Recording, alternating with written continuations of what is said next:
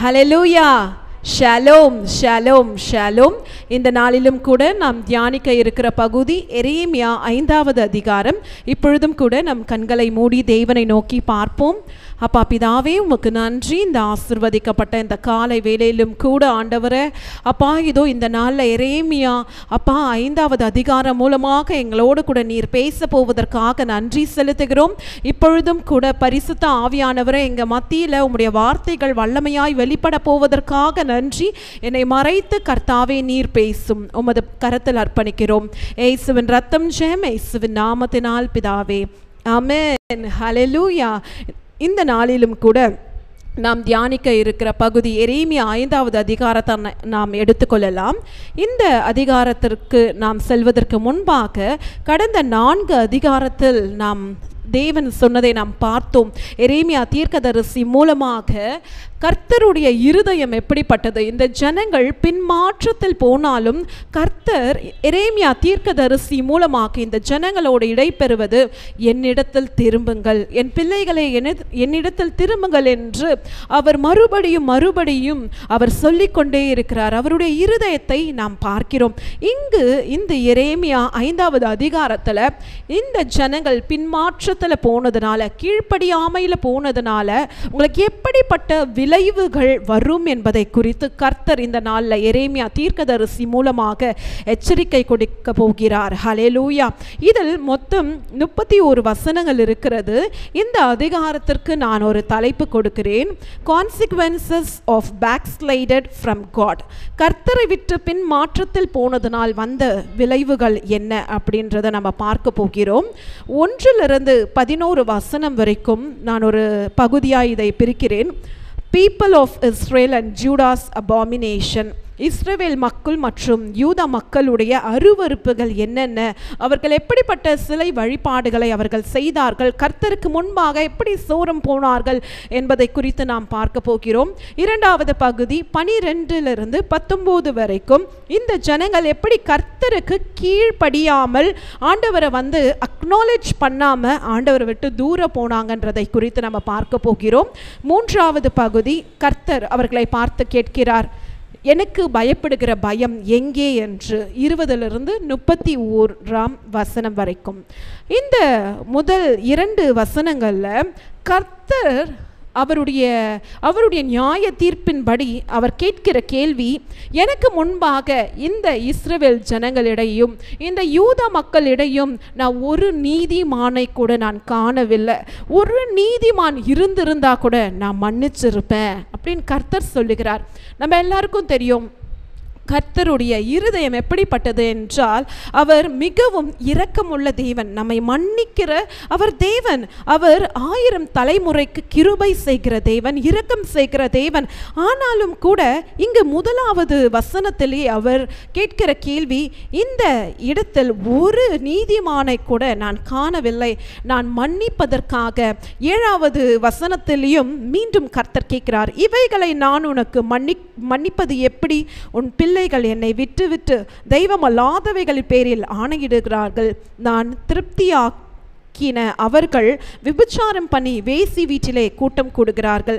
இங்கேயும் ஆண்டவர் சொல்றாரு, நான் எத்தனை தடவை நான் உங்களை மன்னிக்கிறது, எத்தனையோ தடவை நான் மன்னித்தாலும் இந்த இடத்துல நான் ஒரு நீதிமான கூட பார்க்கலையே, ஒரு உண்மையான மனுஷனை கூட நான் பார்க்கலையே, இன்னும் நான் எப்படி நான் மன்னிப்பேன், இந்த நாளில் நான் உங்களை மன்னிக்க போவதில்லை, உங்களுக்கு என்ன நேரிட போகுது என்பதை நான் இந்த நாளில் அதோடைய விளைவுகளை பற்றி நான் தீர்க்க தரிசனம் உரைக்க போகிறேன், பின் உங்களுக்கு எதிர்காலத்தில் நேரிட போகிறத இந்த நாளில் நான் உங்களோடு கூட நான் பேச போகிறேன்றத கர்த்தர் சொல்லுகிறார். இனி நான் உங்களை மன்னிக்க மாட்டேன், நீங்கள் என்கிட்ட நீங்கள் மனம் திரும்பாமல் போயிட்டீங்க, என்னை விட்டு தூரம் போயிட்டீங்க, என்னை விட்டு நீங்கள் பின்மாற்றத்தில் நீங்கள் போயிட்டீங்க, அதனால் உங்களுக்கு எப்படிப்பட்ட விளைவுகள் வரும் என்பதை குறித்து இந்த நாளில் நான் எரேமியா தீர்க்கதரிசி மூலமாக உங்களுக்கு எச்சரிப்பை நான் விடுவிக்க போகிறேன் கர்த்தர் சொல்லுகிறார். எங்க ஆண்டவர் சொல்றாரு முதல் வசனத்தில், நியாயம் செய்கிற மனுஷனை கண்டு பிடிப்பீர்களோ என்றும் சத்தியத்தை தேடுகிறவன் உண்டோ என்றும் எருசலேமின் தெருக்களிலே திரிந்து பார்த்து விசாரித்து அதன் வீதிகளில் தேடுங்கள், காண்பீர்களானால் அதற்கு மன்னிப்பு தருவேன். ஆண்டவர் வந்து இங்கே ஒரு ரிவெஞ்ச் இல்லை ஒரு சவாலை வந்து விடுவிக்கிறாரு. எரேமியா தீர்க்கதரிசி மூலமாக பேசுகிறாரு. இந்த எருசலேம் உடைய நகரத்தில் நியாயம் செய்கிற மனுஷனை நீங்கள் கண்டுபிடிச்சிங்கன்னா, இல்லை சத்தியம் அதாவது என்னை தேடுகிற மனுஷனை, என்னை பின்பற்றுகிற மனுஷனை நீங்கள் தேடி கண்டுபிடித்தீங்கன்னா நான் உங்கள் தேசத்துக்கு மன்னிப்பை தரேன் அப்படின்னு ஆண்டவர் சொல்கிறாரு. ஆண்டவர் மன்னிக்கிறதுக்கு ரெடியாக தான் இருக்கிறாரு. ஆனால் மன்னிக்கும்படிக்கு அங்கே ஒரு மனுஷன் கூட உண்மை இல்லாமல் போய்விட்டார்கள். நம்ம இதே வசனத்தை ஆதியாகமம்ல நம்ம ஒப்பிட்டு பார்க்கும்போது நம்ம எல்லாருக்கும் தெரியும், லோத் வந்து பாவம் நிறைஞ்ச சோதம் கோமோரா பட்டணத்திற்கு அவர் போகிறாரு. அப்போ ஆபிரகாம் வந்து லோத்துக்காக பரிந்துரை ஜெபம் பண்ணுகிறாரு. நம்ம எல்லாம் எடுத்துக்கொள்வோம். ஆதியாகமம் 18வது அதிகாரம் 32, 33 இந்த வசனங்களை நம்ம வாசிக்கும் போது இங்கே ஆபிரகாம் வந்து ஆண்டவர்கிட்ட கேட்குறாரு, ஆண்டவரே ஒரு பட்டணத்தில் 50 நீதிமான்கள் இருந்தால் நீங்கள் அந்த பட்டணத்தை மன்னிக்க மாட்டீங்களான்னு. ஆண்டவர் சொல்கிறார், நான் மன்னிப்பேன். ஆபிரகாம் சொல்கிறார், நான் மீண்டுமாய் நான் இன்னொரு விசை நான் பேசுவேன்னு ஆபிரகாம் பேசுகிறார். ஒருவேளை 40 நீதிமான் இருந்தா, இல்லை ஒருவேளை 30 நீதிமான் இருந்தால் நீங்கள் மன்னிப்பீங்களா? நான் மன்னிப்பேன் ஆண்டவர் சொல்கிறார். திரும்பவும் அடியேன் இன்னும் கொஞ்சம் நான் பேசுகிறேன் அப்படின்னு திரும்பவும் அவர் பேசுகிறாரு. 20 நீதிமான் இருந்தால் நீங்கள் மன்னிக்க மாட்டீங்களான்னு ஆண்டவர் வந்து சொல்கிறார், நான் மன்னிப்பேன், நான் கிருபை உள்ள தேவன்னு. அடுத்தது வந்து அவர் சொல்லுகிறார், 10 நீதிமான் இருந்தால் நீங்கள் மன்னிக்க மாட்டீங்களான்னு. நம்ம அந்த 10 நீதிமான நிமித்தம் நான் அந்த பட்டணத்தை அழிக்க மாட்டேன் என்று கர்த்தர் சொல்லுகிறார். இங்கு கூட ஆண்டவருடைய கிருபையை நம்ம பார்க்குறோம். அதே சமயத்தில் அவர் நீதிபரராக இருக்கிறாரு. ஆண்டவர் இது வரைக்கும் எத்தனையோ சான்ஸ் வந்து இந்த யூத மக்களுக்கோ இஸ்ரவேல் ஜனங்களுக்கோ கொடுத்தாங்க. ஆனாலும் இந்த ஜனங்கள் வந்து முரட்டாட்டம் உள்ள ஜனங்களா, அந்நிய தெய்வத்தை பின்பற்றி சோரம் போற ஜனங்களாய், ஆண்டவரிடத்துல மனம் திரும்பாமல், ஆண்டவரை வந்து மனவாளனா ஏற்றுக்கொள்ளாம பின்மாற்றத்தில் போய் அந்த விக்கிரக ஆராதனைகளை செய்து வழுவி போகிற ஜனங்களாய் காணப்படுகிறார்கள். அதனால ஆண்டவர் சொல்றாரு, எங்க நான் ஒரு நீதிமானையும் பார்க்கல, நியாயம் செய்கிறவனையும் பார்க்கல, உண்மையாய் இருக்கிறவனையும் பார்க்கல, சத்தியத்தின்படி நடக்கிறவனையும் பார்க்கல. அதனால இனி நான் மன்னிக்க போவதில்லை. என்னுடைய விளைவு, என்னுடைய நியாய பிரமாணத்தின் பதில் இனி விளைவாக இந்த ஜனத்துக்கு நேரிடும் என்று சொல்லுகிறாரு. இதை தான் நம்ம ஒப்பிட்டு பார்த்தோம். ஆபிரகாம் வந்து லோத்துக்காக பரிந்துரை ஜெபம் பண்ணும்போது ஆண்டவர்கிட்ட கடைசியா ஆபிரகாம் கேட்கிறாரு, ஒரு 10 நீதிமான் இருந்தால் அந்த பட்டணத்தை நீங்க அழிப்பீங்களான்னு கேட்கும்போது, இல்லை நான் அழிக்க மாட்டேன்னு ஆண்டவர் மனதுருகிற தெய்வமா இருந்து லோத்தனுடைய குடும்பத்தையும் காப்பாற்றுவதை நம்ம பார்க்கிறோம். ஏன்னா அந்த பட்டணத்தில் லோத்துடைய குடும்பம் மாத்திரம்தான் உண்மையாய் தேவனை பின்பற்றுகிற ஒரு குடும்பமாய் இருந்துச்சு. ஆண்டவரை வந்து அவங்க பின்பற்றதுனால அவங்க வந்து தப்பித்து கொண்டாங்க. இங்கு இந்த யூத மக்களிடையே அப்படிப்பட்ட ஜனங்கள் காணப்படவே இல்லை. 2வது வசனத்திலையும் கர்த்தர் அதுதான் சொல்றாரு, ஏன் பேரை கொண்டு ஆணையிடுறாங்க, ஆனா வந்து அது ஒரு பொய் ஆணையா இருக்கு. என்னுடைய நாமத்தினால தான் என் ஜீவனை கொண்டு நான் வந்து ஆணையிடுறேன்னு சொல்றாங்க. ஆனா அவர்கள் பொய் ஆணையிடுகிறார்கள். என்ன வணங்காம அந்நிய தெய்வத்தை பின்பற்றி அவங்க பேருக்காக என்னுடைய நாமத்தை அவர்கள் பயன்படுத்துறாங்க. ஆண்டவருடைய 10 கட்டளைகளை ஒரு கட்டளை, என்னுடைய நாமத்தை வீணிலே வழங்காதிருங்கள் என்று ஆண்டவர் வந்து சொல்றாரு. ஆனா இந்த ஜனங்கள் வந்து பேருக்காக கர்த்தருடைய நாமத்தை வைத்து பொய்யானை எடுக்கிறார்களா. இங்கு எரேமியா வந்து ஆண்டவரை பார்த்து சொல்றாரு, கர்த்தாவே உம்முடைய கண்கள் சத்தியத்தை அல்லவோ நோக்குகின்றது, அவர்களை அடிக்கிறீர் ஆனாலும் அவர்கள் நோக்காது, அவர்களை நிர்மூலமாக்கினீர் ஆனாலும் புத்தியை ஏற்றுக்கொள்ள மாட்டோம் என்கிறார்கள், தங்கள் முகங்களை கண்மலையை பார்க்கிலும் கெட்டியாக்கி திரும்ப மாட்டோம் என்கிறார்கள். இங்கு ஆண்டவரை பார்த்து எரேமியா சொல்றாரு, இந்த ஜனங்கள் வந்து உம்மை நோக்கி பார்க்க மாற்றாங்க. ஆண்டவரே, நீங்க அடித்தாலும் அவர்களுக்கு உணர்வே இல்லை. எதுக்காக இந்த ஆக்கினை எங்க மீது வருகிறது, எங்க பிள்ளைகள் மீது எதுக்கு இப்படிப்பட்ட ஆக்கினை வருகிறது என்று அவர்கள் அறியாமல், அவர்கள் உணராமல் இருக்கிறார்கள் என்று இங்கு எரேமியா தீர்க்கதரிசி சொல்வதை நம்ம பார்க்கிறோம்.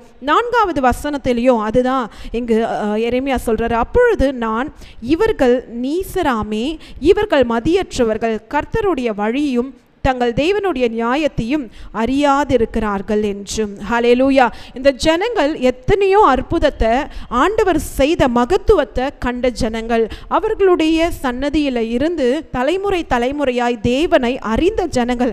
ஆனால் இன்றைக்கு இந்த ஜனங்கள் வழிவிலகி போய் பின்மாற்றத்தில் போய் அந்நிய தெய்வங்களையும் எகிப்தின் தெய்வங்களையும் அஷீரியருடைய தெய்வங்களையும் பாகால்களையும் அஷுரோத்தையும் வணங்கி கொண்டு இந்த ஜனங்கள் சிலை வழிபாடு, பச்சையான மரங்களுக்கு கீழாக பலிபீடங்களை கட்டி கர்த்தருடைய பெயரை சொல்லி விக்கிரக ஆராதனைகளை செய்வதை நம்ம இங்க பார்க்கிறோம். கர்த்தர் அதை தான் கடந்த வசனங்கள்ல கடந்த அதிகாரங்கள்ல சொல்லியிருக்கிறார், நீங்கள் வேசித்தனம் பண்ணுகிறீர்கள் என்று.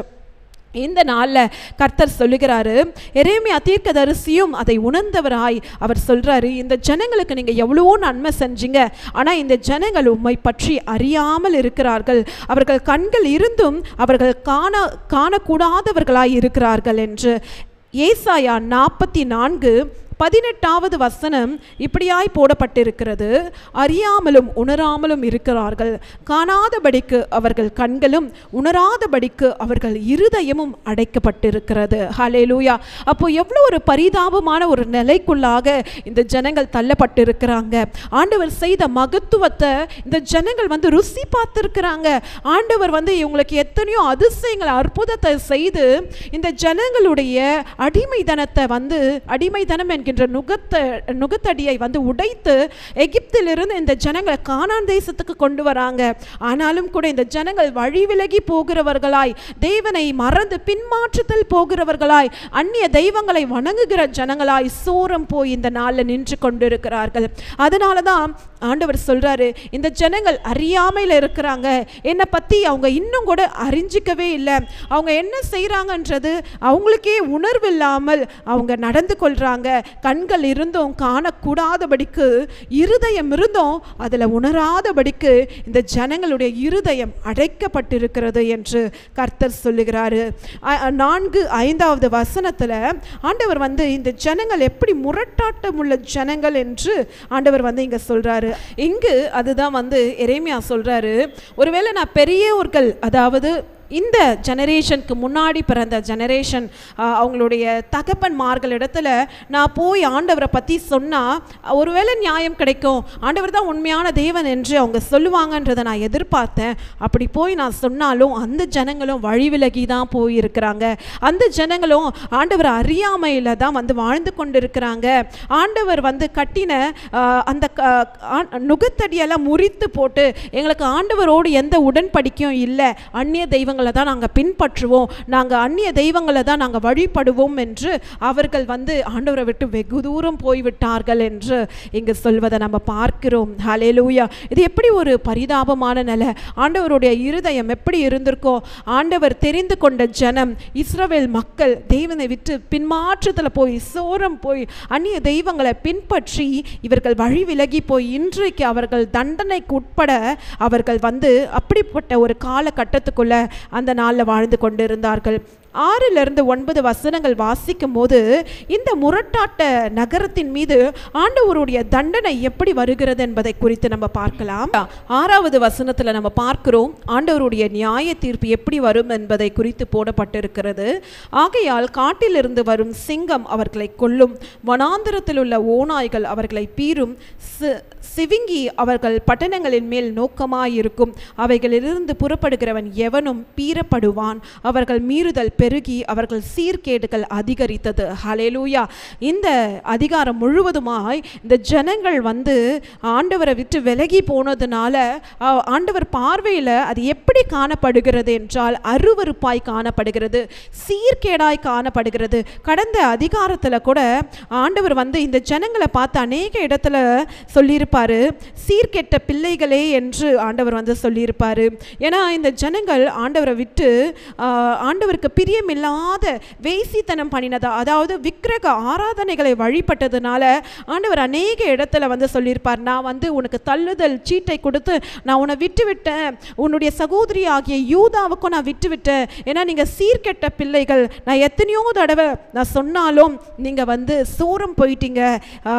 எரேமியா 3வது அதிகாரம் 8வது வசனத்தில் கூட சீர்கெட்ட இஸ்ரவேலை என்று இங்கு கர்த்தர் அந்த இந்த இஸ்ரவேல் ஜனங்களை பார்த்து சொல்றாரு.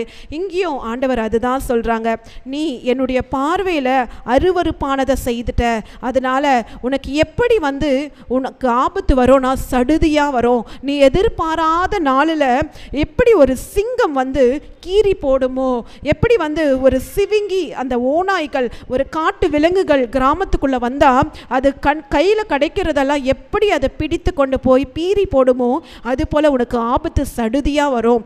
நீ அந்த நேரத்தில் என்னை கூப்பிட்டாலும் நான் உனக்கு காப்பாற்ற மாட்டேன், நான் உன்னை மன்னிக்க மாட்டேன், ஏன்னா எனக்கு முன்பாக உன்னுடைய மீறுதல்கள் அதிகரித்தது, சீர்கேடுகள் அதிகரித்து காணப்படுகிறது, நான் வந்து உனக்கு உதவி செய்யக்கூடாதபடிக்கு உன்னுடைய பாவங்கள் எனக்கு முன்பாக நின்று கொண்டிருக்கிறது என்று கர்த்தர் சொல்லுகிறார். ஹல்லேலூயா. இந்த நாளில் கூட நம்ம வாழ்க்கையில் இருக்கிற என்னென்ன சீர்கேடுகள் ஆண்டவரையும் நம்மையும் விட்டு பின்மாற்றத்தில் நம்மை கொண்டு போகிறதுன்னு என்று நம்ம வந்து யோசித்து பார்க்கலாம். ஆண்டவருக்கு பிரியமில்லாத காரியங்கள் ஒருவேளை நம்மிடத்தில் காணப்பட்டா, ஆண்டவருக்கு பிரியமில்லாத அருவருப்பான காரியங்கள் ஒருவேளை விக்கிரகத்தை போல நம்ம எதை ஆண்டவருடைய ஸ்தானத்தில் வைத்து நம்ம பார்த்து கொண்டிருக்கிறோம், உலகத்துடைய இச்சைகளா இல்லை வந்து உலக மனிதர்களை ஆண்டவரை வைக்கிற ஸ்தானத்தில் கொண்டு வந்து நிறுத்திருக்கோமான சற்று யோசிச்சு பார்ப்போம். எதை ஆண்டவரையும் நம்மையும் இணைக்க கூடாதபடிக்கு நமக்கு முன்பாக நின்று கொண்டு இருக்கிறது என்று ஒரு நிமிஷம் நம்ம கண்களை மூடி நம்ம யோசிச்சு பார்க்கலாம். இந்த நேரத்தில் நம்ம ஆண்டவர்கிட்ட மன்னிப்பு கேட்கலாமா? ஆண்டவரே, அப்பா, நீர் எங்களை மன்னிக்க கூடாதபடிக்கு எங்களிடத்துல என்ன பாவங்கள் இல்லை என்ன அருவருப்புகள் என்ன சீர்கேட்டான காரியங்கள் எங்களுக்கு முன்பாக நின்று கொண்டிருக்கிறது ஆண்டவரே, அதை நீர் ஒரு விசை எங்களுக்கு நீங்கள் மன்னித்தருளுங்கப்பா. இந்த நேரத்தில் உங்கள் பாவ மன்னிப்பை நாங்கள் பெற்றுக்கொள்கிறோம், நாங்கள் மீண்டும் உம்மிடத்தில் நாங்கள் திரும்புகிறோம். கர்த்தாவே, எங்களையும் எங்களுடைய சன்னதிகளையும் நீர் காப்பாற்றும். இயேசுவின் ரத்தம் ஜெயம், இயேசுவின் நாமத்தினால் பிதாவே, ஆமென். இங்கு ஆண்டவர் வந்து 7வது வசனத்தில் திரும்பவும் சொல்கிறாரு, உன்னுடைய சீர்கேடுகள் அதிகமானதுனால நான் உனக்கு எப்படி மன்னிப்பேன், நான் உனக்கு எத்தனையோ தடவை வந்து நான் உனக்கு வாய்ப்பு கொடுத்தனே, ஆனால் நீங்கள் என்ன விட்டு விட்டு அந்நிய தெய்வங்களை வணங்குனீங்க, என்னுடைய பேரை வந்து வீணிலே வழங்கி தெய்வம் அல்லாத சிலைகள் மீது மற்றும் விக்கிரகங்கள் மீது பொய்யான இட்டீங்களே, நீங்கள் வந்து விபச்சார வேசித்தனத்திலே திருப்தி ஆயிட்டீங்க. ஆண்டவர் மீண்டுமாக இந்த விபச்சார வேசித்தனத்தை வந்து எதோடு ஒப்பிடுகிறார் என்றால் விக்கிரக ஆராதனையோடு அவர் ஒப்பிடுகிறார். ஏன்னா நம்ம எல்லாருக்குமே தெரியும், அவர் தான் மணவாளன், நம்ம மணவாட்டி.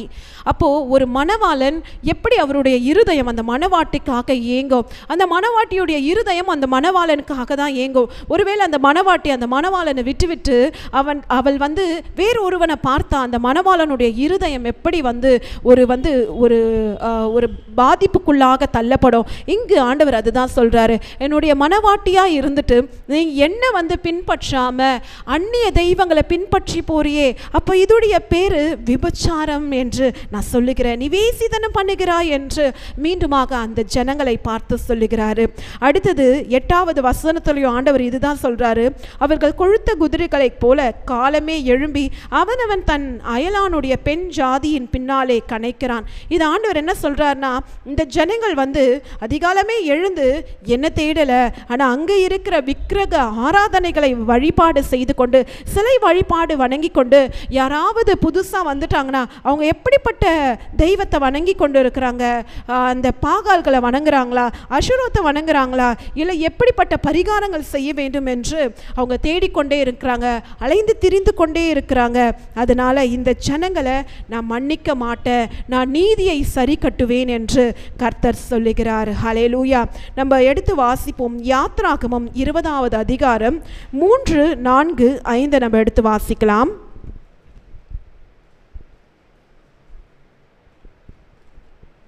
இங்கு ஆண்டவர் வந்து நமக்கு 10 கட்டளைகளை வந்து ஆண்டவர் கொடுத்திருப்பாரு.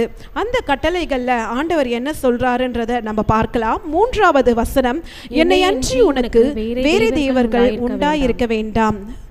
4, மேலே வானத்திலும் கீழே பூமியிலும் பூமியின் கீழ் தண்ணீரிலும் உண்டாயிருக்கிறவைகளும் ஒப்பான ஒரு சுரூபத்தையாகிலும் யாதொரு விக்கிரகத்தையாகிலும் நீ உனக்கு உண்டாயிருக்க வேண்டாம். ஹல்லேலூயா.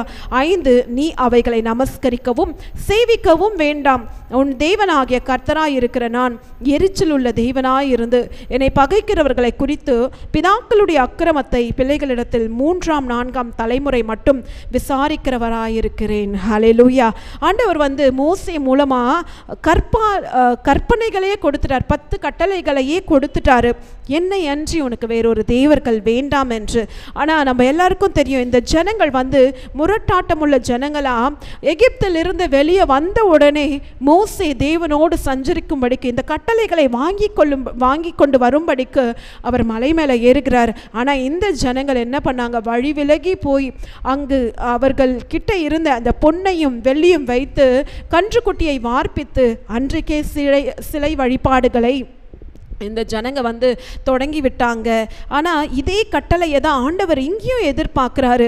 நான் அன்றைக்கே கட்டளைகளை கொடுத்தனே, வானத்தின் மேலும் பூமியின் கீழையும் தண்ணீரிலும் உனக்கு எந்த ஒரு சொரூபத்தையும் விக்கிரகத்தையும் நீ வணங்க வேண்டாம் என்று சொல்லியும் நமஸ்கரிக்க வேண்டாம்னு நீ சொல்லியும் நீ என்ன பண்ணிட்ட, என்னை விட்டு தூரமாய் போய் மீண்டும் மீண்டும் பாவம் செய்து கொண்டே இருக்கிற நான் எரிச்சல் உள்ள தேவனாய் இருக்கிறேன் என்று கர்த்தர் சொல்லுகிறார். ஹல்லேலூயா. அது மட்டுமல்ல, ஆண்டவர் சொல்றாரு, பிதாக்களுடைய அக்கிரமத்தை பிள்ளைகளிடத்தில் 3ஆம் 4ஆம் தலைமுறை மட்டும் விசாரிக்கிறவராயிருக்கிறேன். இந்த வசனம் படிக்கும் போது நமக்கே ஒரு பயம் வருது. ஒருவேளை நம்ம செய்கிற அக்கிரமம் ஏதாவது நம்மளுடைய பிள்ளைகள் மீது வருமா என்று.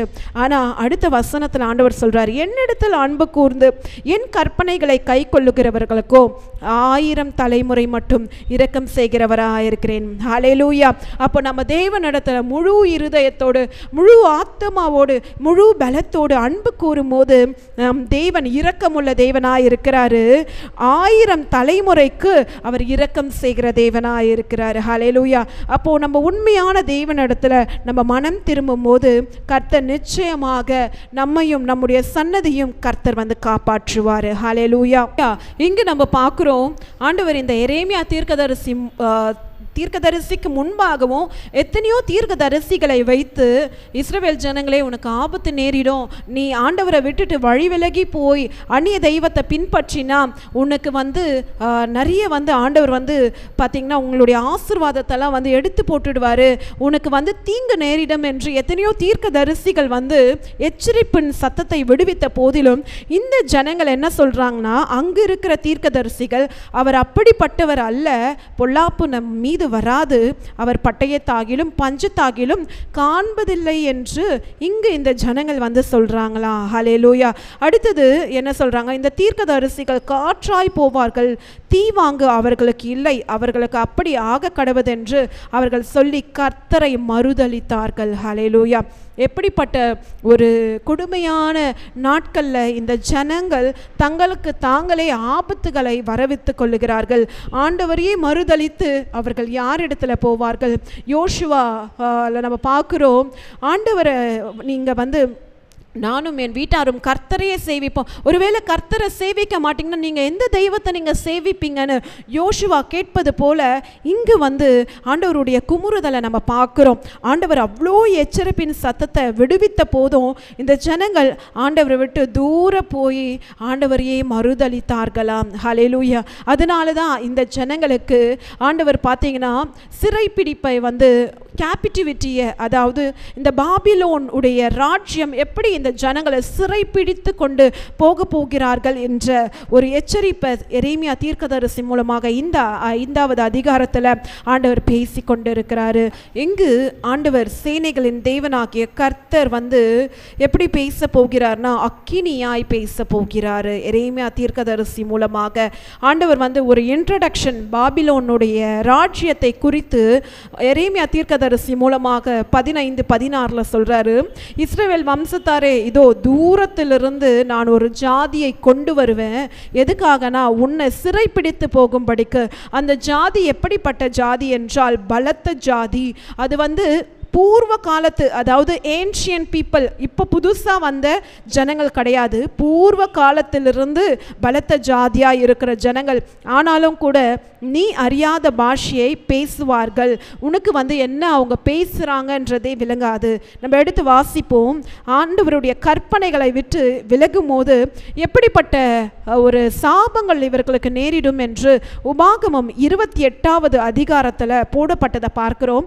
முக்கியமாக 28:50 வசனத்தை மாத்திரம் இங்கு ஆண்டவர் சொல்றாரு, உனக்கு தெரியாத ஜாதியை உனக்கு தெரியாத பாஷை பேசுகிறதுமான ஜாதியை வெகு தூரத்திலிருந்து, பூமியின் கடையாந்தரத்திலிருந்து கர்த்தர் உன்மேல் கழுகு பறக்கும் வேகமாய் வர பண்ணுவார். ஹல்லேலூயா. அதுதான் ஆண்டவர் சொல்றாரு, உனக்கு ஆபத்து சடுதியாய் வரும். ஏன்னா நான் உனக்கு கொடுத்த வாய்ப்புகளை நீ இழந்துட்ட, என்னை நீ மறுதளிச்சிட்ட. இனி உனக்கு நியாய தீர்ப்பு தான். இங்கேயே ஆண்டவர் இஸ்ரவேல் ஜனங்களுக்கு ஏற்கனவே உபாகமம் புஸ்தகத்திலேயே ஆண்டவர் வார்னிங் கொடுத்திருந்தாரு. என்னுடைய கற்பனைகளை விட்டு நீ விலகி போயிட்டனா இந்த சாபங்கள்லாம் உனக்கு நேரிடணும். அதுதான் இங்க ஆண்டவர் மீண்டுமா எரேமியா தீர்க்கதரிசி மூலமா அதே வார்த்தையை சொல்றாரு. உனக்கு தெரியாத ஒரு ஜாதி தூரத்திலிருந்து உன்னை கொண்டு போவார்கள். அவங்க பேசுகிற பாஷை கூட உனக்கு புரியாது. உன்னுடைய பட்டணமே எப்படி ஆயிடும்னா திறந்த பிரேத குழிகளை போல மாறிடும். அவர்கள் எல்லோரும் பராக்கிரமசாலிகள், உங்களை அழித்து அவர்கள் நிர்மூலமாக்குவார்கள் என்று 17வது வசனம் இப்படியாய் போடப்பட்டிருக்கிறது. அவர்கள் உன் குமாரரும் உன் குமாரத்திகள் சாப்பிட வேண்டிய உன் விளைச்சல்களையும் உன் அப்பத்தையும் சாப்பிட்டு உன் ஆடுகளையும் உன் மாடுகளையும் பட்சித்து உன் திராட்சை பழங்களையும் உன் அத்தி பழங்களையும் சாப்பிட்டு நீ நம்பின உன்னுடைய அரணான பட்டணங்களின் பட்டயத்தினால் வெறுமையாக்குவார்கள். ஆண்டவர் சொல்றாரு, நீ இது வரைக்கும் உனக்குள்ள ஒரு மன தைரியம் இருந்துச்சு, நான் அரணான பட்டணத்துக்குள்ள தானே இருக்கிறேன், என்னுடைய எதிரி எப்படி இந்த அரணான பட்டணத்துக்குள்ள வருவாங்கன்னு. ஆனா உன்னை காட்டிலும் பலத்த ஜாதியை நான் உனக்காக நியாய தீர்ப்பில் கொண்டு வரும்படிக்கு அவர்களை உன்னுடைய தேசத்துக்கு கொண்டு வருவேன். உன்னுடைய குமாரர் குமாரத்திகள் சாப்பிட வேண்டிய ஆசீர்வாதங்களை அவங்க சாப்பிடுவாங்க, உனக்கு வர வேண்டிய நன்மைகள் அவர்கள் பட்சித்து போடுவார்கள் என்று அதே உபாகமம் 28வது அதிகாரம் 40-42 வரைக்கும் நம்ம வாசிக்கலாம். ஆண்டவர் அதான் சொல்றாரு, நீ ஒரு வீட்டை கட்டி குமார குமாரத்திகள்லாம் பெற்று அவர்களை ஆசீர்வாதமாக நீ வளர்க்கணும்னு பார்ப்ப. ஆனால் என்னை விட்டு நீ மறுதளித்து நீ தூரமாக போனதுனால உன்னுடைய குமாரரும் குமாரத்திகளும் உன்கிட்ட இருக்க மாட்டாங்க. அவர்களுக்கு கொடுக்க வேண்டிய ஆசீர்வாதங்களையும் நீ கொடுக்க முடியாது. ஏன்னா நீ ஒலிவ மரத்தை நீ நட்டு வச்சிருப்ப. ஆனால் உன்னுடைய எல்லைகள் அவைகள் என்ன ஆகும்னா அந்த ஒலிவ மரத்துடைய எண்ணெயை கூட நீ சுதந்திரிக்க கூடாதபடிக்கு அது பூச்சியால் அது கெட்டு போயிடும். அதோடைய பிஞ்சுகள் எல்லாம் அந்த பூச்சி அரித்து போட்டு விடும். அடுத்தது மரங்களை கட்டுவ, நீ நிலத்தின் கனிகளை வீட்டில் புசிக்க பார்ப்ப. ஆனால் அந்த வீட்டின் பலன் பட்சித்து போடப்படும். ஏனெனில் நீ என்னை விட்டு மறந்து தூர போய்விட்டாய் என்று இங்கு கர்த்தர் சொல்லுகிறாரு. அப்போ இந்த நாளில் கூட ஒருவேளை நம்மளுடைய வாழ்க்கையிலையும் ஆண்டவர் நம்மளுக்கு நிர்ணயம் பண்ணின ஆசீர்வாதங்கள் நம்மை விட்டு தூரமாய் போய்கொண்டே இருக்கிறது என்றால் நம்மை நாமளே உய்த்து ஆராய்ந்து பார்க்க வேண்டிய காலத்தில் நம்ம வாழ்ந்து கொண்டு இருக்கிறோம். எதனால் ஆண்டவருடைய ஆசீர்வாதம் நம்மிடத்தில் கடந்து வரக்கூடாதபடிக்கு என்ன பாவங்கள் இல்லை, என்ன மீறுதல்கள் நமக்கு முன்பாக நின்று கொண்டிருக்கிறது என்று நம்ம யோசித்து பார்க்கும்போது பரிசுத்த ஆவியானவர் நமக்கு அதை வெளிப்படுத்துவார். ஒருவேளை அதை நம்ம ஆண்டவர் சமூகத்தில் அறிக்கை செய்து நம்ம விட்டு விடும் போது கர்த்தரிடத்திலிருந்து கிருபையும் நம்ம பெற்றுக்கொள்கிறோம். கர்த்தரிடத்திலிருந்து நாம் ஆசீர்வாதத்தையும் நாம் பெற்றுக்கொள்ள முடியும். ஹல்லேலூயா. அடுத்த பகுதிக்கு நேராக நம்ம கடந்து போகலாம். 18-19 நம்ம வாசித்து பார்த்தோன்னா கர்த்தர் சொல்லுகிறாரு, நீ முழுவதாய் சர்வ சங்காரம் நான் வந்து செய்ய மாட்டேன், நான் இப்பவும் கிருபையுள்ள தேவனாக தான் இருக்கிறேன், ஆனாலும் கூட நீ வந்து என்னை மீண்டுமாக மறுதலித்து அந்நிய தெய்வங்களை சேவித்து நீ சோரம் போய்விட்டாய் என்று கர்த்தர் சொல்லுகிறாரு. ஆண்டவர் இங்கேயும் அவருடைய கிருபையை பார்க்குறோம். ஆண்டவர் எவ்வளோ நியாய தீர்ப்பு வரும் அப்படின்னு சொல்லிட்டாரு. இருந்தாலும் நான் முற்றிலுமாக உன்னுடைய தேசத்தை நான் அழிச்சு போட மாட்டேன், இஸ்ரவேலே நான் உன்னை முற்றிலுமாக நான் சங்காரம் பண்ண மாட்டேன், சில பேரை நான் விட்டு தான் வைப்பேன், அவர்கள் என் நிமித்தம் அவர்கள் ரட்சிப்பின் பாதையில் வருவார்கள், அவர்கள் என் துதியை சொல்லி வருவார்கள் என்று கர்த்தர் இங்கேயும் ஒரு சான்ஸ் கொடுக்கிறாரு. 20 25 வரைக்கும் நம்ம வாசித்து பார்க்கலாம். இந்த ஜனங்கள் அறிவில்லாத ஜனங்களாய் எப்படி உணர்வற்று இந்த ஜனங்கள் இங்கு காணப்படுகிறார்கள் என்பதை குறித்து அதில் கூட பார்க்குறோம். ஜனங்களுடைய அக்கிரமமும் இந்த ஜனங்கள் செய்த பாவங்களும் ஆண்டவர்கிட்ட இருந்து நன்மை வந்து வரவிடாமல் தடுத்து வைத்திருக்கிறதாம். ஹல்லேலூயா. ஆண்டவர் ஒரு எச்சரிப்பின் சத்தமாய் நம்மோடு கூட இந்த காலை வேளையில் இடைப்பெற்று கொண்டிருக்கிறாரு. இங்கே ஆண்டவர் சொல்கிறாரு, நீங்கள் வந்து கண்கள் இருந்தும் காணாமல், காதுகள் இருந்தும் கேளாமல், அறிவிருந்தும் உணராமல் இருக்கிறீங்க, நீங்கள் எனக்கு பயப்படுகிற பயம் எங்கே என்று கர்த்தர் சொல்கிறாரு. மல்கியா 1 அதிகாரம் 6 வசனம். ஹல்லேலூயா. நான் பிதாவானால் என்னுடைய கனம் எங்கே, நான் எஜமானானால் எனக்கு பயப்படும் பயம் எங்கே என்று கர்த்தர் கேட்கிறார். இந்த ஜனங்க வந்து ஆண்டவரை பிதாவாகவும் ஏற்றுக்கொள்ளவில்லை, எஜமானாகவும் ஏற்றுக்கொள்ளவில்லை. அதனால் ஆண்டவருக்கு செலுத்த வேண்டிய கனத்தையும் செலுத்தலை, ஆண்டவருக்கு பயப்படுகிற பயத்தையும் அவர்கள் வைத்து விடாமல் ஆண்டவருடைய பார்வைக்கு முன்பாகவே அநேக அருவருப்பான காரியங்களை செய்து ஆண்டவரை கோபப்படுத்தி ஆண்டவருடைய நியாய தீர்ப்புக்குள்ள இந்த ஜனங்கள் தள்ளப்பட்டார்கள். கர்த்தர் இங்க அதுதான் சொல்றாரு, உங்களுக்காக நான் வைத்திருந்த நன்மைகளை வந்து என்னுடைய கரத்திலிருந்து நான் வர்ஷிக்க கூடாதபடிக்கு உங்களுடைய பாவங்கள் வந்து பெருகிற்று. இந்த நாளில் நம்ம கர்த்தருக்கு பயந்து வாழ்கிறோமா? கர்த்தருக்கு கொடுக்க வேண்டிய கனத்தை நம்ம செலுத்துகிறோமா? ஒருவேளை நம்ம வாழ்கிற காலகட்டத்தில் நம்ம சுற்றி இருக்கிற ஜனங்கள் கர்த்தரை பற்றி அறியாமல் கர்த்தருக்கு பயப்படுகிற பயத்தை உடையவர்களாக இல்லாமல் வாழலாம். ஆனால் நாம் எப்படி வாழ்ந்து கொண்டு இருக்கிறோம்? நம்ம தெய்வ பிள்ளைகளாய் இருந்து ஆண்டவரை பற்றி அறிந்தும் கர்த்தருக்கு பயப்படாமல் அவருக்கு பிரியமில்லாமல் காரியங்கள்லாம் நம்ம வந்து அனுதினமுடைய வாழ்க்கையில் நம்ம ஈடுபட்டு கொண்டே இருந்தோம் என்றால் நமக்கு வர வேண்டிய நன்மைகள் கர்த்தருடைய கரத்திலிருந்து வராது. ஹல்லேலூயா. ஆண்டவர் இந்த நாளில் நம்மோடு கூட இதை பெற்று கொண்டு இருக்கிறாரு. நம்ம ஆண்டவருக்கு பயந்து அவருடைய வழிகளில் நடக்கும் போதுதான் கர்த்தருடைய நன்மை நம்மிடத்தில் நேராய் கடந்து வரும். அப்படி இல்லைன்னா நம்மளுடைய பாவங்களே, நம்மளுடைய அக்கிரமங்களே அதை வந்து தடை செய்து விடும் என்று கர்த்தர் சொல்லுகிறார். ஹல்லேலூயா. நம்ம கடைசி பகுதிக்கு நேராய் நாம் கடந்து செல்வோம். இங்கு பொய் தீர்க்கதரிசிகள் எப்படி மீண்டுமாக இந்த ஜனங்களை வந்து வழி விலகி செய்து கடைசியில் இவர்களுடைய முடிவு எப்படி வருகிறது என்பதை குறித்து நம்ம பார்க்க போகிறோம். 26 வசனத்திலிருந்து 31 வசனம் இங்கு ஆண்டவர் திரும்பமா அவருடைய இருதயத்தை வந்து அவர் வந்து வெளிப்படுத்துகிறாரு. என்னுடைய இஸ்ரவேல் ஜனங்களே, யூதா மக்களே, உங்களிடத்துல ஒரு கூட்ட ஜனங்கள் உங்களுக்கு துரோகம் செய்கிறாங்க, உங்கள் கூடவே தான் இருக்கிறாங்க, ஆனால் உங்களுடைய இருதயம் கபடற்று காணப்படுகிறது, ஆனால் அவங்களோ உங்களுக்கு தீங்கு நினைக்கிறாங்க. எப்படி ஒரு குருவியை பிடிக்கிற ஒரு வேடன் வந்து பதுங்கி காத்திருந்து ஒரு கண்ணியை வைத்து அந்த குருவியை பிடிப்பானோ, அப்படி உங்களை பிடிக்க கண்ணிகளை வைத்து அந்நிய தெய்வங்களை வழிபடும்படிக்கு துன்மார்க்கர் வந்து உங்களை வழி விலக செய்கிறாங்க. ஆனால் நீங்களோ உணர்வில்லாமல் போய்கொண்டிருக்கிறீங்கன்னு. இந்த நாளில் கூட நம்ம வாழுகிற இந்த காலகட்டத்திலேயே உண்மையான தெய்வனை விட்டு பின்மாற்றத்தில் போகும்படிக்கு எத்தனையோ வந்து பொய்யான தீர்க்க தரிசனங்கள் மற்றும் வந்து பொய்யான டாக்ட்ரின், பொய்யான வந்து வார்த்தைகள், ஆண்டவருடைய வார்த்தைக்கு எதிர்மறையான அநேக வார்த்தைகள் சொல்லுகிற ஜனங்கள் நம்ம மத்தியில் ஊடுருவி வந்து கொண்டிருக்கிறாங்க. நம்ம ஆண்டவரை உண்மையாக நம்ம பிடிச்சு கொண்டோம் என்றால், ஆண்டவருடைய வார்த்தையை உறுதியாய் பிடித்து கொண்டோம் என்றால் தான் நம்ம இப்படிப்பட்ட மனிதர்கள் கிட்ட இருந்து நம்ம வந்து காப்பாற்றப்பட முடியும். ஒருவேளை ஆண்டவருடைய வார்த்தை நம்ம கிட்ட இல்லைன்னா அவங்க சொல்வதை நம்ம நம்பிக்கொண்டு அவங்கள பின்பற்றி போய் கடைசியில் ஆண்டவரை விட்டே நம்ம தூரமாய் நம்ம நிற்போம். அப்போ ஆண்டவருடைய நியாய தீர்ப்பு நம் மீது வரும். இங்கு ஆண்டவர் அதான் சொல்றாரு, குருவிகளால் கூண்டு நிறைந்திருக்கிறது போல உங்கள் வீடுகள் கபடங்களால் நிறைந்திருக்கிறது, ஆதலால் அவர்கள் பெருகி ஐஸ்வர்யவான்கள் ஆகிறார்கள். நீங்க கபடற்றவர்களா காணப்படுறீங்க, ஆனா இந்த ஜனங்கள் துன்மார்க்கத்தினால அவர்கள் உங்களை வழிவிலகி செய்து அவர்கள் ஐஸ்வர்யவான்களா மாறி போயிடுறாங்க. அடுத்தது, இந்த துன்மார்க்கனுடைய செயலை நான் எப்படி கண்டிக்காமல் நான் இருப்பேன்?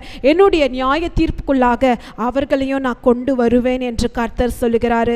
அடுத்தது ஆண்டவர் சொல்கிறாரு, திகைத்து திடுக்கிட்ட காரியம் தேசத்தில் நடந்து வருகிறது. ஆண்டவர் சொல்கிறாரு, நான் ஏற்கனவே சொன்னேன், என்னை அன்றி உனக்கு வேறொரு தேவன் உண்டாயிருக்க வேண்டாம் என்று நான் திடுக்கிட்டது இந்த நாட்களில் நடந்து கொண்டு இருக்கிறது. நீ என்னை மறந்து போய் விக்கிரகத்தை நமஸ்கரிக்க ஆரம்பிச்சிட்ட, அந்நிய தெய்வங்களை வழிபட ஆரம்பிச்சிட்ட. உனக்கு நேரிட்ட காரியம் இனி பார்த்தீங்கன்னா உன்னுடைய ஆசீர்வாதம் உன்னிடத்தில் இல்லாதபடிக்கு ஆபத்து உனக்கு சடுதியாய் நேர்ந்து வரும் என்று கர்த்தர் சொல்லுகிறாரு. 31 அதுதான் சொல்றாரு. தீர்க்கதரிசிகள் கள்ள தீர்க்க தரிசனம் சொல்லுகிறார்கள், ஆசாரியர்கள் அவர்கள் மூலமாய் ஆளுகிறார்கள். இங்கு அந்த பாகாலுடைய தீர்க்கதரிசிகளும் அந்த அஷுரோத்துடைய தீர்க்கதரிசிகளும் எகிப்தனுடைய தெய்வங்களை வணங்குகிற தீர்க்கதரிசிகள், அஷீரிய தெய்வங்களை வணங்குகிற தீர்க்கதரிசிகள் கள்ள தீர்க்க தரிசனம் சொல்றாங்களா. ஆனா அங்கு இருக்கிற ஆசாரியர்கள், கர்த்தரை வழிபட வேண்டிய ஆசாரியர்கள் அந்த தீர்க்கதரிசிகள் சொல்வதை கேட்டு அதன்படி செய்கிறார்களாம். ஆனாலும் கூட இந்த ஜனம் என் மீது பிரியமாய் இராதபடிக்கு முடிவிலே இந்த ஜனங்கள் வழிவிலகி போயிட்டாங்களே. இப்போ நான் இந்த நாளில் நியாய தீர்ப்பு கொண்டு வந்தா உன்னுடைய முடிவு எப்படி இருக்கும் என்று கர்த்தர் இவர்களை பார்த்து கேட்கிறாரு.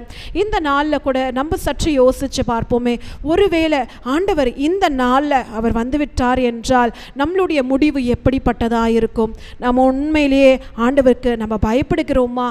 ஆண்டவர் எத்தனையோ தடவை நம்மோடு கூட இடை பெற்று கொண்டே இருக்கிறாரு. என்னிடம் இன்றைக்கு நீ வந்துவிட மாட்டியா? இன்றைக்கு நீ மனம் திரும்ப மாட்டியா? இன்றைக்கு என்னுடைய அரவணைப்புக்குள்ள வந்துட மாட்டியா? நான் உன்னை மன்னித்து ஏற்றுக்கொள்ளுகிற தெய்வமா இருக்கிற, ஆனா நீ திரும்பி திரும்பி நீ வழி விலகி நீ போய்கொண்டே இருக்கிறியே. இன்றைக்கு ஒரு முடிவா இருந்தா, இன்றைக்கு உன்னுடைய வாழ்க்கையில முடிவு வந்துவிட்டால் நீ எங்க போவ? நீ என்னிடத்துல வருவியா, இல்ல நரகத்தின் பாதையை நோக்கி போய் கொண்டிருக்கிறியா என்று கர்த்தர் நம்மை பார்த்து கேட்டு கொண்டிருக்கிறாரு. இந்த நாளில் நம்ம ஒரு விசையாக நம்ம எழுந்து நிற்போமா? நம்ம ஆண்டவர் இடத்துல நம்மை நாமே அர்ப்பணிப்போம். ஆண்டவரே, இதுவரைக்கும் நீங்கள் எத்தனையோ சான்ஸ் கொடுத்தோம், நான் உங்களை விட்டு விலகி நான் தூரமாக போயிட்டேன், உமக்கு பிரியமில்லாத காரியத்தை நான் செய்து விட்டேன், உமக்கு பிரியமில்லாத விக்கிரகத்தை நான் வணங்கி நீங்கள் இருக்க வேண்டிய ஸ்தானத்தில் அந்த விக்கிரகத்தை கொண்டு வைத்து அப்பா நான் உங்களை கோபப்படுத்தினேன்.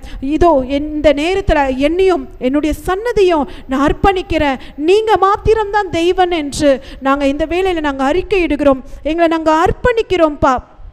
எங்களையும் எங்களுடைய அடுத்து வருகிற எங்கள் தலைமுறைகளையும் நீங்கள் காப்பாற்றுங்க. உங்களுடைய கவரிங்குள்ளாக நாங்கள் வந்து விடுறோன்னு நம்ம இந்த வேளையில் நம்ம அர்ப்பணிக்கும் போது இந்த நாளில் கர்த்தர் மீண்டுமாக அவர் நம்மை மன்னித்து ஏற்றுக்கொள்ளுகிற தெய்வனாக இருக்கிறாரு. நம்ம யோசிச்சு பார்ப்போம், ஒருவேளை இந்த நாளில் ஆண்டவருடைய வருகை இருந்துச்சுன்னா நம்ம எங்கே போவோம்? நம்மளுடைய முடிவு எப்படிப்பட்டதாக இருக்கும் என்று நம்ம சற்று யோசிச்சு பார்ப்போம். ஆண்டவருக்கு பிரியமில்லாத காரியங்கள் எதுவாக இருந்தாலும் இந்த வேளையில் நம்ம ஆண்டவர் சமூகத்தில் அதை அர்ப்பணித்து நம்ம அறிக்கை செய்து நம்ம விட்டு விடும்போது நாம் இரக்கம் பெற முடியும். ஆண்டவரிடத்திலிருந்து நம்ம மீட்பு பெற முடியும். ஆண்டவரிடத்தில் இருந்து நாம் ரட்சிப்பை பெற முடியும். இந்த வேளையிலும் கூட நாம் அர்ப்பணித்து ஜெபிப்போம். நம்ம தெய்வனை நோக்கி பார்த்து நம்ம ஆண்டவரிடத்தில் நம்ம ரட்சிப்பை நம்ம பெற்றுக்கொள்ளுவோம். ஆமென்.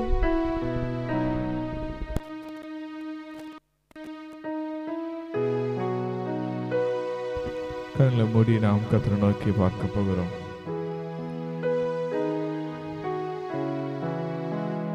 நம்மளே நாமே கர்த்தரிடத்தில் ஒப்புக் கொடுக்கலாம். அப்பா,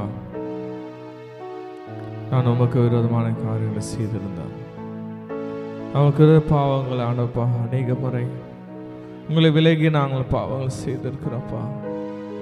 நீர் கர்த்தர் என்று தெரிந்தும் நாங்கள் பாவங்கள் செய்திருக்கிறப்பா. ஆண்டவரே, நீர் ஆண்டவரே தகப்பனப்பா, பாவத்துக்கு எதிர்த்து நிற்பவன் தெரிந்தும் நாங்கள் பாவம் செஞ்சிருக்கப்பா. உண்மை நாங்கள் ஆண்டவரே மறுதளிச்சிருக்கிறோம்ப்பா. ஆண்டவரே, நாங்கள் தகப்பன அநேக முறை நாங்கள் உண்மையிட்டு விலைக்கு போயிருக்கப்பா. ஒரு எங்களின் மன்னிங்க தகப்பனப்பா. ஆக நிறைய உடைய இறக்கத்தினால் எங்களை மன்னிங்கப்பா. அநேக முறை நீங்கள் ஆண்டவரே தகப்பன சொல்ல சொல்ல நாங்கள் மீண்டும் ஆண்டவரே பின்மாற்றத்தில் போயிருக்கிறோம்ப்பா. ஒரு விஷயம் எங்களை நீர் மன்னிங்கன்னு சொல்லிட்டு ஆண்டு சமத்துல ஒரு விலசை நம்ம ஏதாவது ஆண்டு இருக்கிறதுமான காரியம் செய்திருந்தால் இன்று ஒரு விஷயம் கர்த்தருடைய சமூகத்தில் நம்ம அர்ப்பணிக்கலாமா? நமக்கு ஆண்டவருக்கு இடைப்பட்ட நேரம் ஆண்டவர் நம்மளை கண்ணோக்கி பார்த்துக்கிற மகள் ஒரு வேளை இடத்துல திரும்ப வந்துட மாட்டாங்களா? என் ஜனங்கள் ஒருவேளை என்னிடத்தில் வந்துட மாட்டாங்களா? ஒருவேளை என் ஜனங்களுக்கு உணர்வு வந்துடாதா? ஒருவேளை என் ஜனங்கள் பாவத்தை குறித்து அந்த உணர்வு வந்துடாதான் கர்த்தர் ஏங்கி கொண்டு இருக்கிறார். இன்னைக்கு ஒருவேளை நாம் அறிந்து அறியாமல் பாவங்களை செய்திருந்தால் இன்னைக்கு கர்த்தரிடத்துல நம்ம ஒப்படைக்கலாமாப்பா? என்ன அர்ப்பணிக்கிறப்பா.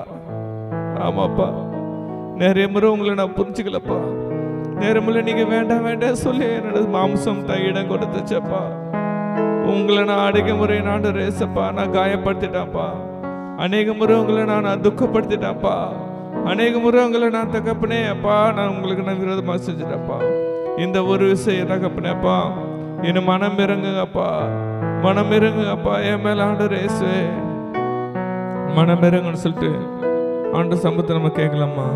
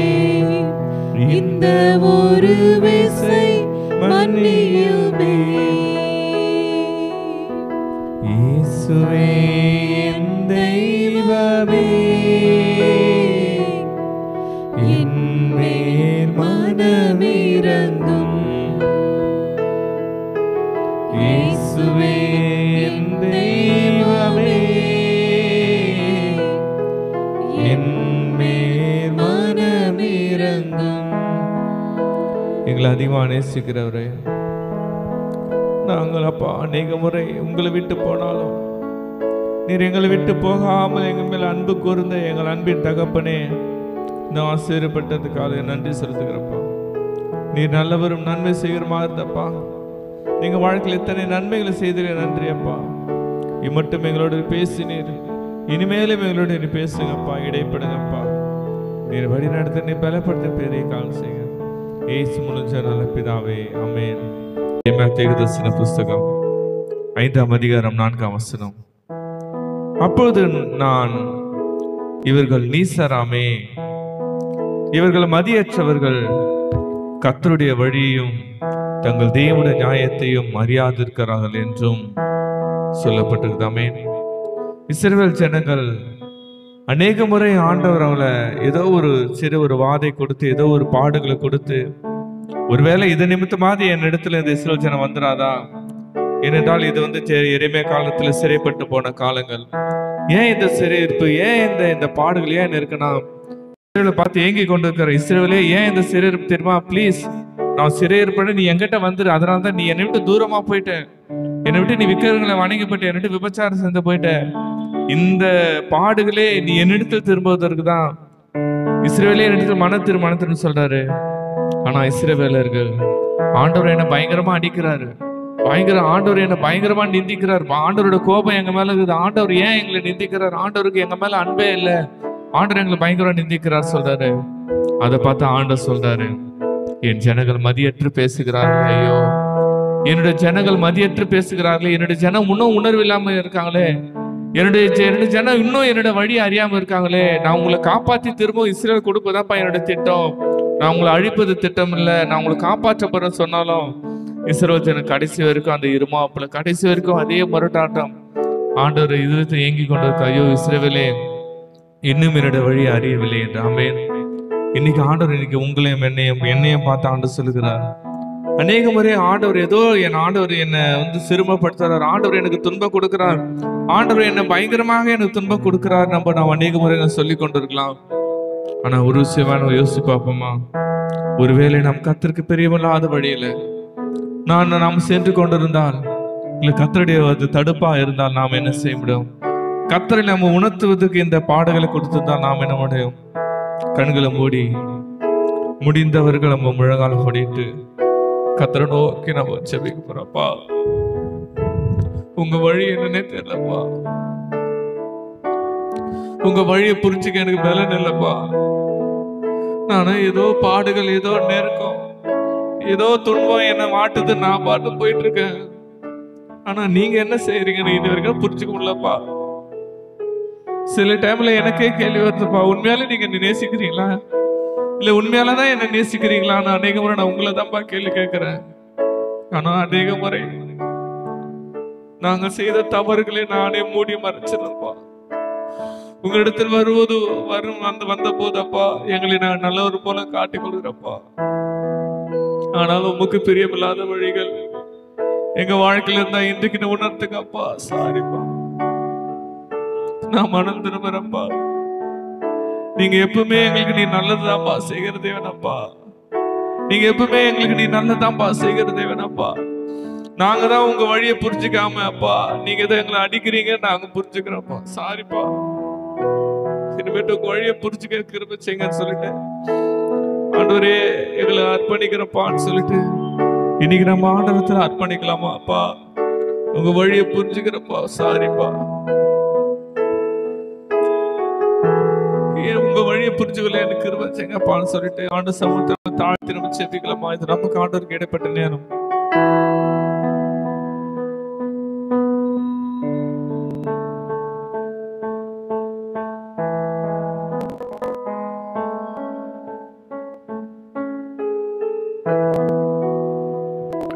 உம்மை மறுதலித்தே பின்வாங்கி போனே, உம் வல்லமை இழந்தேனையா, உம் வல்லமை இழந்தேனையா. என்னை மன்னியும் தெய்வமே, இந்த ஒரு விசை மன்னியுமே. இயேசுவே என் தெய்வமே, என் மேல் மனமிரங்கும். சொல்லமாப்பா. இயேசுவே என் தெய்வமே,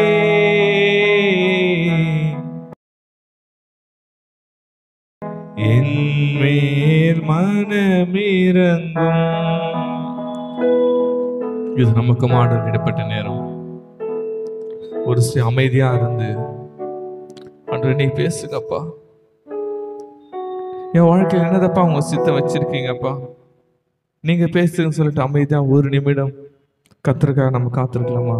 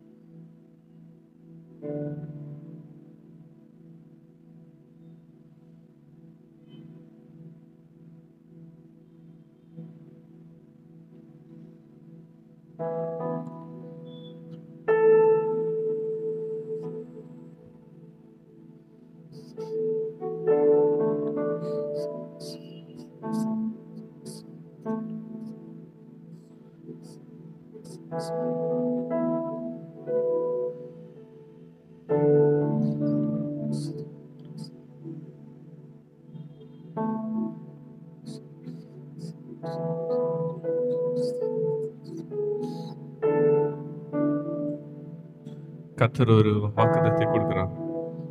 எஸ்ஐயா 55 7, 8, 9. துன்மார்க்கன் தன் வழியையும் அக்கிரமக்காரன் தன் நினைவுகளை விட்டு கர்த்தரிடத்தில் திரும்ப கடவன், அப்பொழுது அவர் அவன் மேல் மனதுருகுவார். நம்முடைய தேவனிடத்திற்கே திரும்ப கடவன், அவர் மன்னிக்கிறதற்கு தயை பெருத்திருக்கிறார். என் நினைவுகள் உங்கள் நினைவுகள் அல்ல, உங்கள் வழிகள் என் வழிகளும் அல்ல என்று கர்த்தர் சொல்லுகிறார். பூமியை பார்க்கலும் வானங்கள் எப்படி உயர்ந்திருக்கிறதோ அப்படியே உங்கள் வழிகளை பார்க்கலும் என் வழிகளும் உங்கள் நினைவுகளை பார்க்கலும் என்ன உயர்ந்திருக்கிறது என்று கர்த்தர் சொல்ல. அல்லேலூயா, அல்லேலூயா, அல்லேலூயா. உங்க வார்த்தைக்கு நன்றி சொல்லுகிறப்பா. எங்களை அதிகமா நேசிக்கிற அன்பின் தகப்பனேப்பா, இன்றைக்கு நாங்கள் உங்கள்கிட்ட சரணடைஞ்சிட்டப்பா. இதுக்கு அப்புறம் எங்களுக்கு போக பலன் இல்லையப்பா, இதுக்கப்புறம் எங்களை தாங்க பலன் இல்லையப்பா. உங்களுடைய வழிகளுக்கு எங்க வாழ்க்கை நாங்கள் ஒப்பு கொடுக்கிறோம்ப்பா. யாரெல்லாம் இந்த காலை வேலை எங்களோடு கூட ஒப்பு கொடுத்தார்களப்பா, வாழ்க்கையில நீ நன்மையானது செய்ய பெருக்க நன்றி அப்பா. எங்க வாழ்க்கையில இழந்த என் நன்மை கீடாய் தகப்பனே, எங்க வெக்கத்துக்கு பதிலாக நீ இரட்டத்தனையான ஆசீர்வாதத்தை நீர் எங்க தரப்போருக்கிறதுக்காக நன்றி அப்பா. அந்த நடந்த அவமானத்திற்கு தக்கதாய் ஆண்டவரே திரும்பவும் எங்களை நீ ஆசீர்வதித்து மீண்டும் எங்களை தலையை நீ உயர்த்த பெருக்கிறதுக்காக நன்றி செலுகிறப்பா. எங்கள் ஆவி ஆத்மா சரீரத்தை வாழ்க்கை அப்பா நான் உங்களுக்கே நாங்கள் ஒப்பு கொடுக்கிறப்பா. நீர் எங்களை மகிமைப்படுத்துங்க, உங்கள் வழிகளுக்கு நாங்கள் புரிந்து கொள்ள எங்களுக்கு கிருபை செய்யுங்கப்பா. நீர் ஆசீர்வாதிங்க, வழி நடத்தி பலப்படுத்துங்க. இயேசு மூலம் நல்ல பிதாவே, ஆமென். ஹல்லேலூயா, ஹல்லேலூயா, ஹல்லேலூயா. கர்த்தரை அறிந்து கொள்ளும். கர்த்தருடைய வழிகள் நம்மளுடைய சிறப்பானவைகள். அவர் நம்மளுடைய சிறப்பானது செய்கிற நம்முடைய தேவனா இருக்கிறார். ஆமென். ஷாலோம், ஷாலோம், ஷாலோம். கடைசி ஆசீர்வாதத்துக்கு நேராக கைகளை விரித்துக் கொள்ளும்.